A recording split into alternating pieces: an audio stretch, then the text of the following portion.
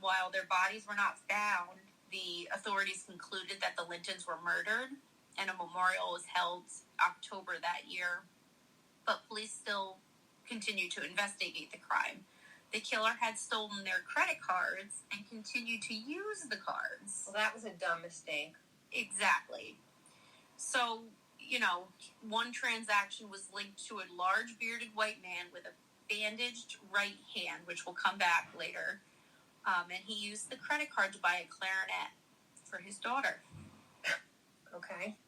So after this, it was made public that the cards were being tracked and the activity had stopped. So that kind of stalled the investigation for the killer.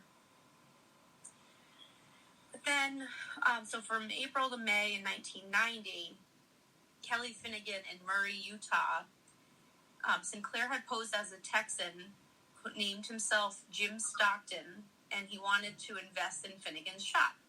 So he had made multiple trips to the store to build up a rapport with the owner.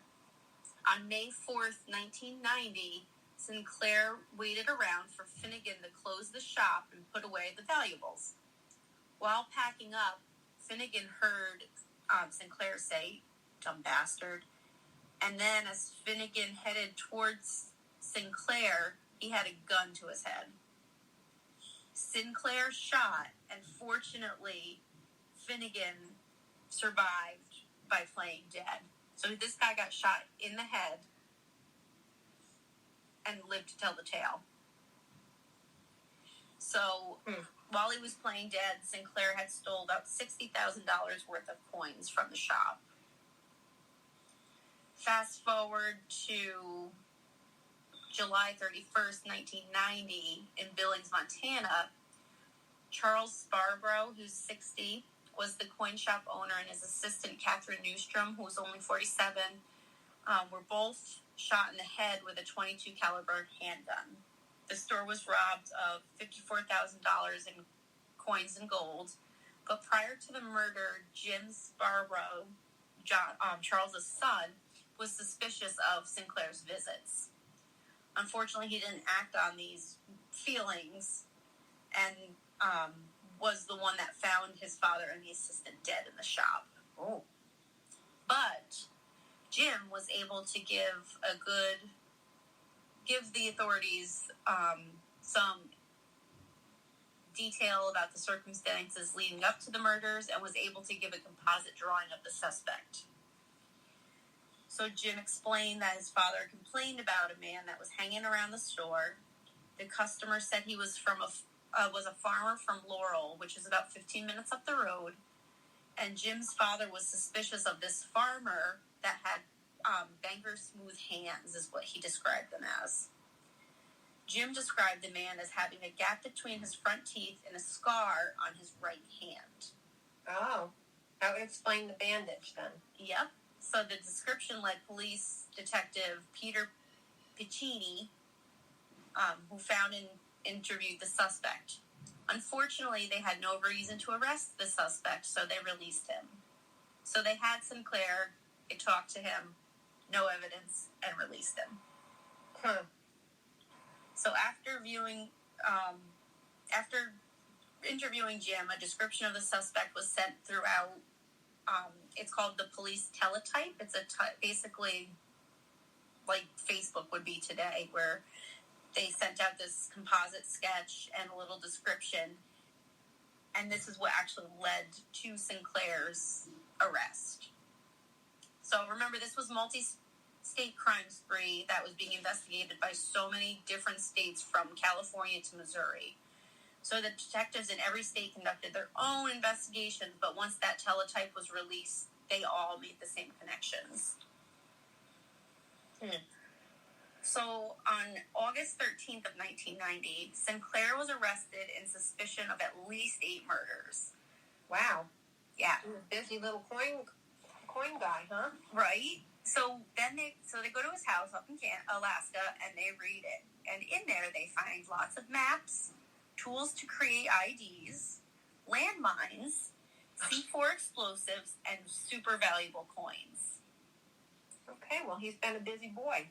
There was also evidence that linked him to the Linton murders. They found the clarinet that was purchased with and the stolen cards. That's just a stupid thing to do. I mean, if you're going to commit a crime, you don't go and use the person's credit card and get it traced back to you. Right. It's like, no. Do the cash advance. Take the money, dumbass. Like, don't... You make it sound like we are like professional criminals. We would just be smarter criminals. Because I've watched a lot of true crime shows in my life. I'm not going to be a criminal, Kelly. I'm not going to prison or jail. I just can't do that. No. Well, yeah, we couldn't deal. We couldn't be top dog. Anyway, it's nice to be nice. It is nice to be nice. This guy was not. And when they went in and actually cuffed him, they noticed that the scar on the right hand was actually the one seen on that CCTV that was bandaged when he bought the clarinet. It's like, come on, dude, you stick out like a sore thumb. Yeah, it seems like a no-brainer. Yeah, like you're this big dude with a beard and like you have these distinctive teeth. So, yeah, dumbass. So, after all of this, they actually linked him to an additional 5 crimes out in Missouri. The victim profiles were similar and their manner of deaths. They were all either coin shop or antique dealers that were shot in the head with a small caliber weapon. So one of the victims was David Sutton of Everett, Washington. He was found dead of a gunshot wound to the head on January 27, 1980. Sutton's antique store was robbed of $80,000 in silver dollars. Thomas Rohr of Mishawaka, India, was killed during a robbery of the coin shop he managed on August 28th, 1985. I was 24 days old. Oh, shut up.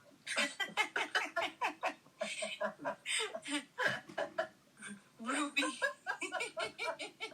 Everybody knows you're a baby, Kelly. Well, Reuben Lucky Williams, who really wasn't all that lucky, of Vacaville, California, was killed with a gunshot. Can I interrupt for a second? That sounds like someplace you should be living. Oh, Vacaville? Yeah. but it's kind of like, it's Spanish for cow, so it's like Cowville, California. Oh. All right. If it was vodka, then yeah. That's what it's, I thought it said. So, poor Williams was found dead with a gunshot wound to his head, and his shop had been robbed on November 5th in 1986.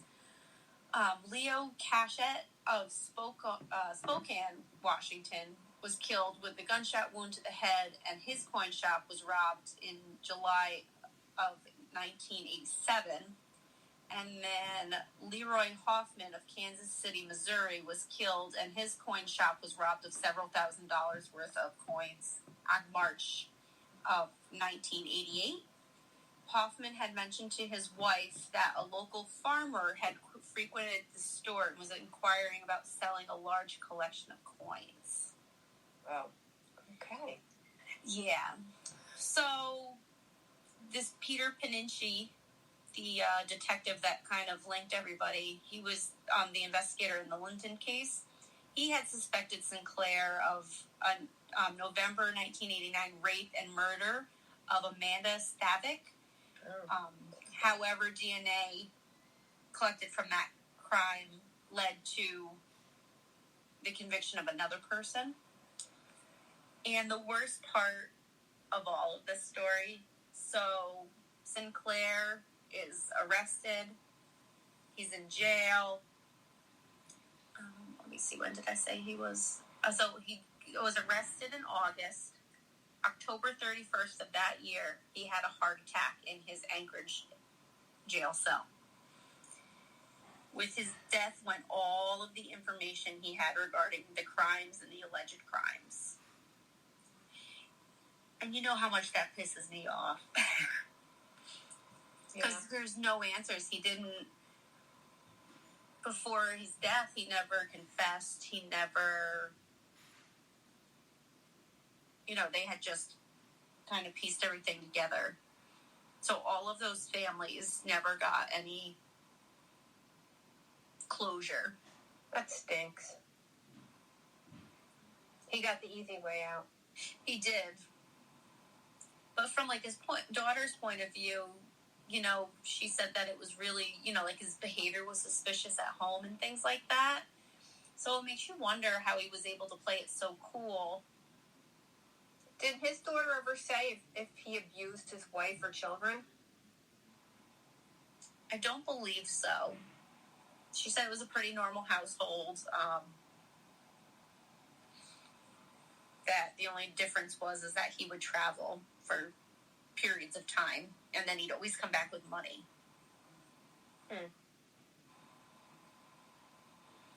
And it makes me kind of wonder, well, I guess coins are a different beast, because, you know, on dollar bills they have the serial numbers and things like that, so you can kind of track them. That's what they do in, like, bank robberies and things like that. I don't think you could do the same for coins unless the coin shop had some kind of inventory system. Because he had to have gone and stole the coins and then went and sold them somewhere. Interesting.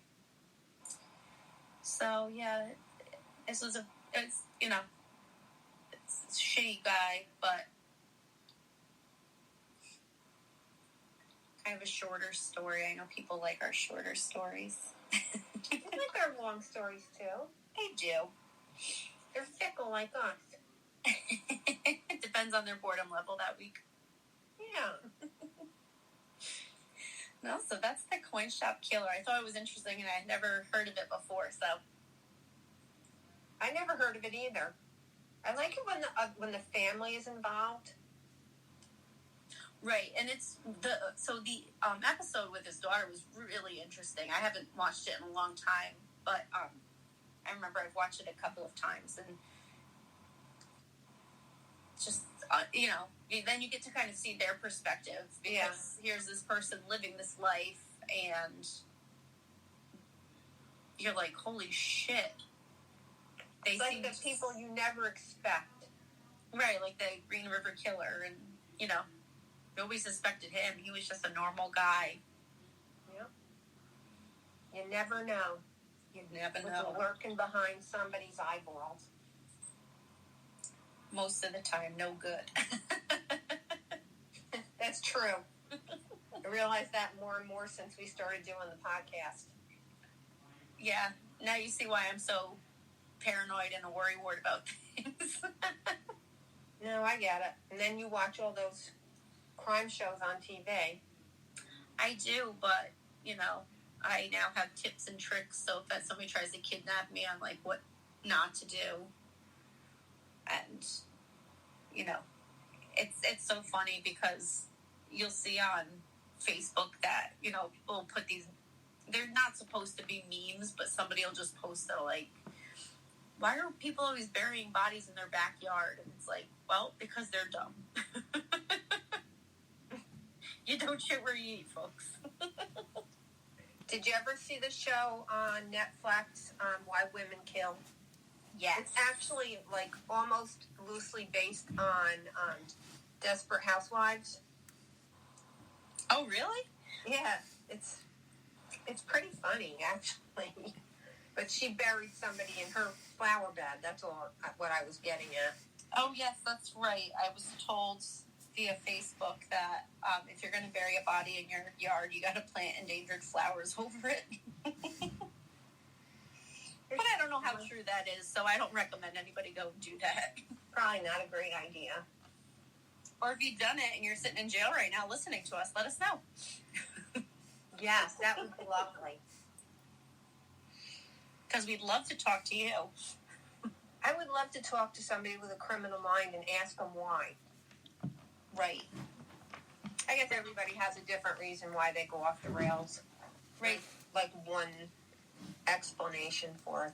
There's a show on Netflix called Mindhunter, and it's kind of, it is the story of how the FBI's profiling department had been built. Mm-hmm. And that's what they would do. They would go in and they talk to these serial killers